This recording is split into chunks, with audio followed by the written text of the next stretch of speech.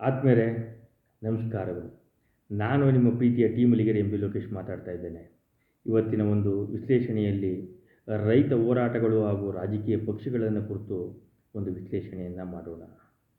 ನಿಜವಾಗ್ಲೂ ರೈತ ಹೋರಾಟ, ರೈತರು ಯಾವತ್ತೂ ಸಿಡಿದೇಳ್ತಾರೆ.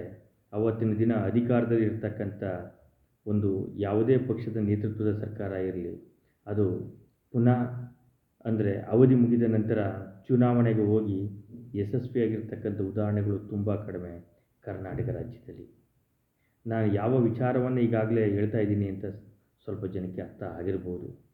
ರೈತ ಹೋರಾಟ, ರೈತರನ್ನು ಯಾರು ವಿರೋಧವನ್ನು ಮಾಡ್ಕೊಳ್ತಾರೆ ಅವರು ತಮ್ಮ ಅವಧಿ ಮುಗಿದ ನಂತರ ಮತ್ತೊಮ್ಮೆ ಅಧಿಕಾರಕ್ಕೆ ಬರೋದು ಬಹಳ ಪ್ರಯಾಸದ ಕೆಲಸ.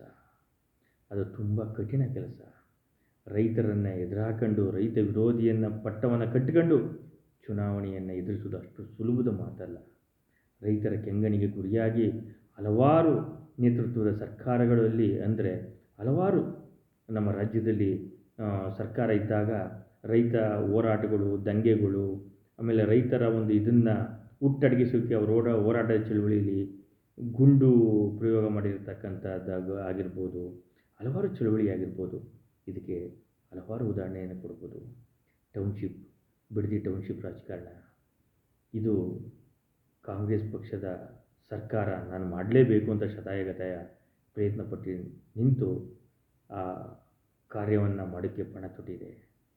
ರೈತರು ಸಿಡಿದಿದ್ದಾರೆ. ಅಧಿಕಾರಿಗಳು ಮತ್ತು ರೈತರ ಮಾತಿನ ಚಕಮಕಿ, ಒಂದು ರೀತಿಯ ಹೋರಾಟ. ಇದು ಯಾವ ಮಟ್ಟಿಗೆ ಹೋಗುತ್ತೆ ಅಂತ ಯಾರಿಗೂ ಸಹ ಅರ್ಥ ಆಗ್ತಾಯಿಲ್ಲ. ರೈತರನ್ನು ಎದುರಾಕೊಂಡು ಈ ಸರ್ಕಾರ ಯಾವ ರೀತಿ ಇದು ಬಿಡದಿ ಟೌನ್ಶಿಪ್ಪನ್ನು ಮಾಡಿ ಯಶಸ್ಸುಗೊಳ್ಳುತ್ತೆ ಅನ್ನೋದೇ ಅದು ಯಕ್ಷ ಪ್ರಶ್ನೆಯಾಗಿ ಉಳಿದಿದೆ. ಇದರ ಮಧ್ಯದಲ್ಲೇ ಮುಂದಿನ ಮಗ ಖ್ಯಾತಿಯ ಗೌರವಾನ್ವಿತ ಭಾರತ ದೇಶದ ಮಾಜಿ ಪ್ರಧಾನಮಂತ್ರಿಗಳಾದಂಥ ಎಚ್ ಡಿ ದೇವೇಗೌಡರು ಈ ಹೋರಾಟಕ್ಕೆ ಧುಮುಕುವ ಎಲ್ಲ ಲಕ್ಷಣಗಳು ಕಾಣಿಸ್ತಾ ಇದೆ. ಈಗಾಗಲೇ ಸರ್ಕಾರಕ್ಕೆ ಪತ್ರವನ್ನು ಬರೆದು ತಮ್ಮ 6 ಪ್ರಶ್ನೆಗಳನ್ನು ಮುಂದಿಟ್ಟಿದ್ದಾರೆ. ಏನಾರ ಈ ಪ್ರಶ್ನೆಗಳಿಗೆ ನೀವು ಉತ್ತರವನ್ನು ನೀಡಲಿಲ್ಲ ಅಂದರೆ ನಾನು ರೈತ ಪರವಾಗಿ ನಾನು ಧರಣಿಯನ್ನು ಕೊಡ್ತೀನಿ, ಉಪವಾಸ ಸತ್ಯಾಗ್ರಹವನ್ನು ಮಾಡ್ತೀನಿ ಅಂತ ಹೇಳಿದ್ದಾರೆ. ನಿಜಕ್ಕೂ ಕಾಂಗ್ರೆಸ್ ಪಕ್ಷದ ಸರ್ಕಾರಕ್ಕೆ ಕಬ್ಬಿಣದ ಕಡಲೆ ಅಂತಲೇ ಹೇಳ್ಬೋದು. ಅವರು ಎಷ್ಟೇ ಪ್ರಯತ್ನ ಪಟ್ಟರೂ ರೈತರನ್ನು ಎದುರಾಕೊಂಡು ಟೌನ್ಶಿಪ್ ಮಾಡೋದು ಅಷ್ಟು ಸುಲಭದ ಮಾತಲ್ಲ. ಮತ್ತು 2028ರಲ್ಲಿ ನಾವು ಪುನಃ ಅಧಿಕಾರಕ್ಕೆ ಬರ್ತೀವಿ ಅನ್ನೋ ಒಂದು ಕನಸನ್ನು ಅವರು ಈಗಲೇ ಕೊನೆ ಮಳೆಯನ್ನು ಹೊಡ್ಕೋಬೇಕು ಅಂತ ನನ್ನ ಒಂದು ಅನಿಸಿಕೆ.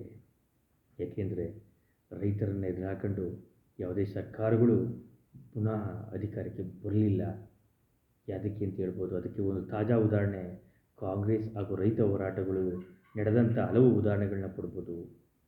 ಗುಂಡೂರಾವ್ 80ರ ದಶಕದಲ್ಲಿ ರಾಜ್ಯದ ಮುಖ್ಯಮಂತ್ರಿಯಾಗಿದ್ದಂಥ ಕಾಂಗ್ರೆಸ್ ಪಕ್ಷದ ನೇತೃತ್ವದ ಸರ್ಕಾರದಲ್ಲಿ ಮುಖ್ಯಮಂತ್ರಿಯಾಗಿದ್ದಂಥ ಗುಂಡೂರಾವ್ ರೈತರ ಬಗ್ಗೆ ತೆಗೆದುಕೊಂಡಂಥ ಕೆಲವು ನಿರ್ಣಾಯಕಗಳು, ಅಂದರೆ ಅವತ್ತು ನಡೆದಂತಹ ತಹಸೀಲ್ದಾರ್ ಕಚೇರಿಗೆ ಮುತ್ತಿಗೆ ಹಾಕಿದಂಥ ಸಂದರ್ಭದಲ್ಲಿ, ಆಮೇಲೆ ನವಲಗುಂದ ರೈತರ ಒಂದು ಹೋರಾಟ ಆಗಿರ್ಬೋದು, ಅಲ್ಲಿ ನಿಜವಾಗಲೂ ರೈತರ ಮೇಲೆ ಗುಂಡು ಹಾರಿಸಿದಂಥ ಘಟನೆ, ರೈತರು ವೀರಮರಣ ಒಪ್ಪಿದಂಥ ಒಂದು 80ರ ದಶಕದ ಒಂದು ಮುನ್ನುಡಿ ಪುನಃ ಕಾಂಗ್ರೆಸ್ ಪಕ್ಷ ಸರ್ಕಾರಕ್ಕೆ ಅಧಿಕಾರಕ್ಕೆ ಬರೋಕ್ಕೆ ಸಾಧ್ಯ ಆಗಲಿಲ್ಲ.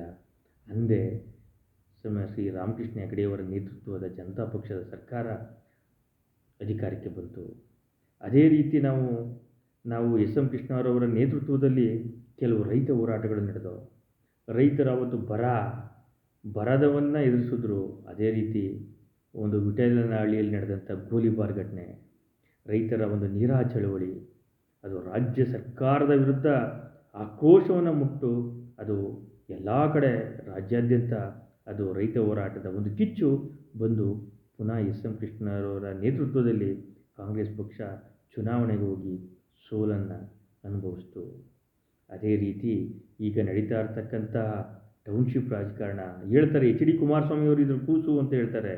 ಎಚ್ ಡಿ ಕುಮಾರಸ್ವಾಮಿಯವರು ಮಾಡಿಕೊಟ್ಟಾಗ ರೈತರಿಂದ ಯಾವಾಗ ಅದರ ಬಗ್ಗೆ ವಿರೋಧವನ್ನು ವ್ಯಕ್ತಪಡಿಸಿದ್ರು ಅವರು ಬಿಟ್ಬಿಟ್ರು.